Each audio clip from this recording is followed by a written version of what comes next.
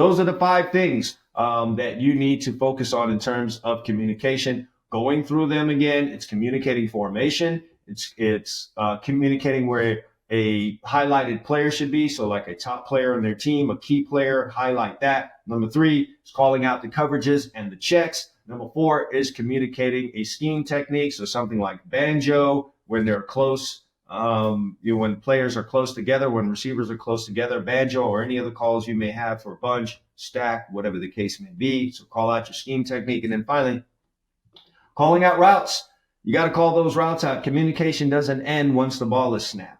As a matter of fact, it might even be more important to talk after that ball is snapped to kind of let guys know what's going on around them, behind them, etc. You just think about it as, again, I'm going to make a war analogy here. You guys are down in a foxhole and there are guys ahead of you as you're, moving on the enemy, and someone comes up behind one of, your troop mates, and they're about to fire on him, and you just sit there and you're silent. Well, now your, fellow troop's going to get his head blown off, and, things aren't going to be good.